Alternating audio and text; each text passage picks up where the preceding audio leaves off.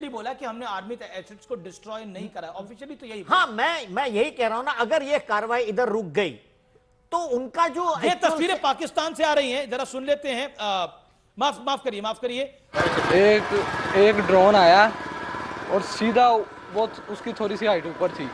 उसके बाद 3 ड्रोन आए हैं, वो तीनों का ताकुब मस्जिद थी, उन्होंने मस्जिद पर हमला किया, जिससे मस्जिद का सेन, मस्जिद के आगे एडमिनिस्ट्रेटिव ऑफिस और उसके आगे मस्जिद की छत वो सारी तबाह हो गई थी। और एक अफराद था, वो अपनी ड्यूटी पे छत पे बैठा हुआ था, वो इसके शहीद हो गया।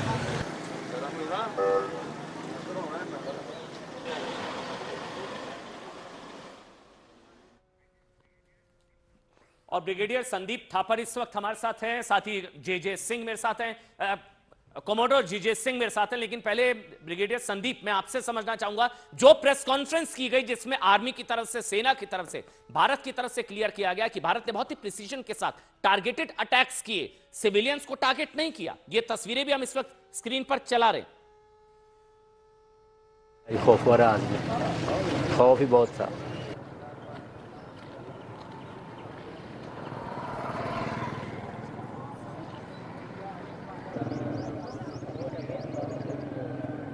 ब्रिगेडियर संदीप थापर, अगर आप तक मेरी आवाज पहुंच रही है, आपका रिएक्शन, जिस तरह से भारत ने रिएक्ट किया, जिस तरह से भारत ने घर में घुसकर मारा, 25 मिनट, 9 शहर और 21 आतंकी कैंप्स, 21 आतंकी कैंप।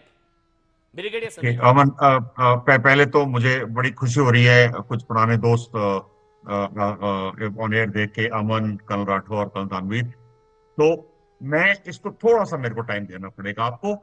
ये सबसे पहले तो मैं प्रशंसा करूंगा आर्म फोर्सेस की, कितनी प्रिसिशन के साथ प्लानिंग की है।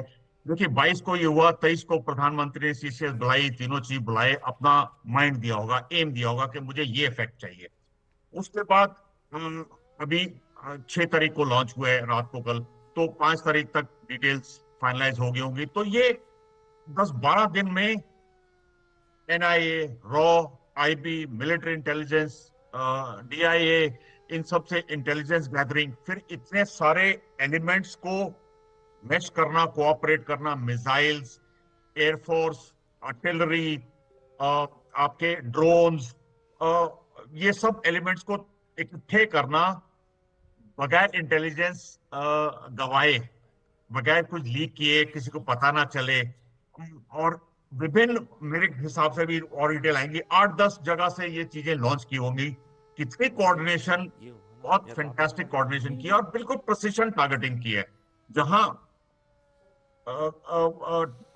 हिट करना चाहते थे वहीं हिट किया है।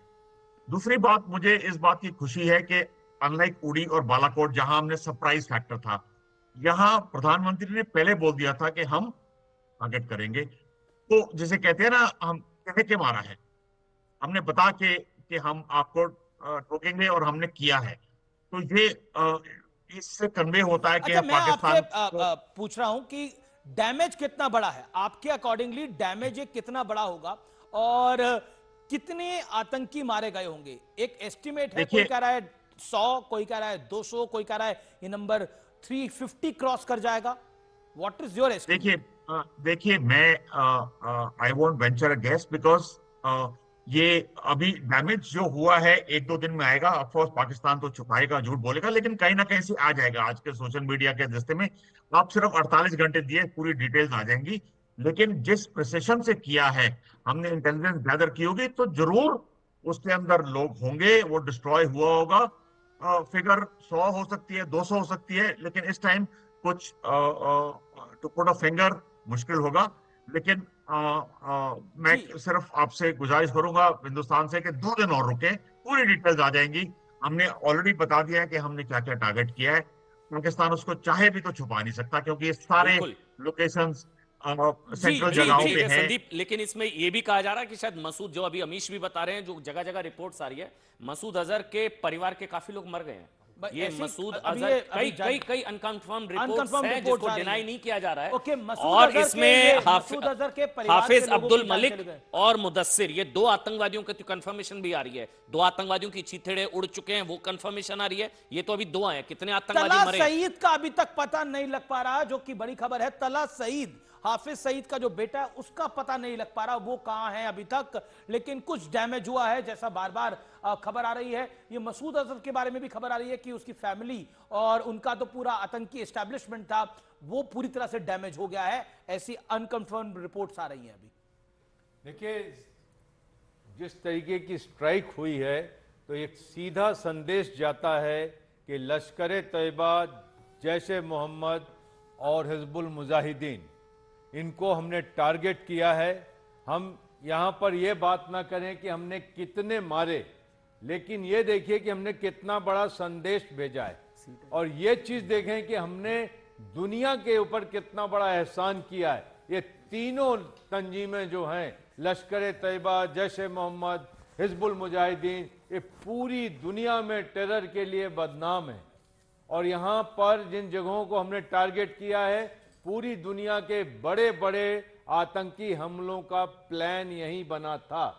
तो यहाँ पर जो भारत ने कल रात किया है, वो एक तरीके से एक नया चैप्टर है भारत की काउंटर टेरर स्ट्रेटजी में, कि इसके बाद भारत चुप नहीं बैठेगा और टेररिस्ट को ढूंढ ढूंढ कर टारगेट। ये तस्वीरें देखिए आप, ये तस्वीरें दिखाना बहुत जरूरी, किस तरह से टारगेटेड अटैक्स किए गए। ये जो आप रेड एंड सर्कल देख रहे हैं, ये टेरर कैंप है कर्नल दानवीर, ये टेरर कैंप बिल्कुल, है। बिल्कुल टेरर और कैंप है, ये टेरर कैंप में जिस तरह से ऊपर से स्ट्राइक हुई और उसके बाद ये जो काला धुएं का गुबार, ये बहुत हाइट से है, तो समझ लीजिए कितना बड़ा ये भावलपुर या ये जो ये कैंप, ये मरकज तैयबा मुरीदके का है, ये मुरीदके का है। अगर आप अपना परसेप्शन के लिए, परसेप्शन हाँ, पॉइंट ऑफ व्यू से जी, देखिए, जब आप एयर ट्रैवल करते तो इतना नीचे टेरेन कितने हाइट पे दिखता है, not less than 10,000 to 15,000 feet, feet. yes. तो इतनी ऊंचाई से ये और अगर ड्रोन ने, इतना गुबार दिख रहा है, तो कितना बड़ा होगा। आप ये इसको just scale it up accordingly,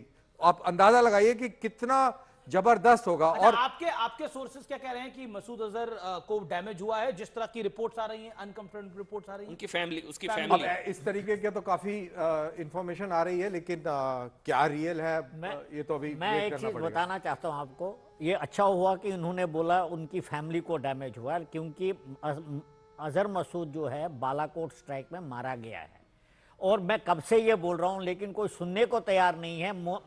Pakistan को कंफर्म करने जो उसको दिखाइए एक बार, बालाकोट स्ट्राइक में अजहर महमूद मारा गया है, उसके बाद वो कभी नहीं दिखा, दिखा नहीं उसके बाद। और मैं हैरान हूं कि कोई उसको आगे बढ़ा ही नहीं रहा है। अभी भी बोल रहे हैं उनकी फैमिली, अभी बोल रहे हैं उसकी फैमिली, वो कहां है खुद? तो वो तो मर चुका है ना, वो तो उसमें मारा गया, लेकिन कोई उस पर तवज्जो ही नहीं दे रहा है। और ये वो 21 टारगेट है जिसका लगातार जिक्र हो रहा है। ये जिसमें आप देख रहे हैं 25 मिनट 21 टारगेट 9 शहर, 21 टारगेट सही है, जिसमें सैयदना मलाल, मस्करे अक्सा, ये सारे दुलाई, गढ़ी, बालाकोट, बोईस, सेंसा, गुलपुर, कोटली, बराली, डुंगी, बरनाला, ये सरजाल, मुरीद के, ये जो रेड में आपको नजर आ रहे हैं, ये सारे वो टारगेट्स जो है वो किए गए हैं, जो 1 2 3 4 5 6 7 8 से लेकर 21 तक नंबर है।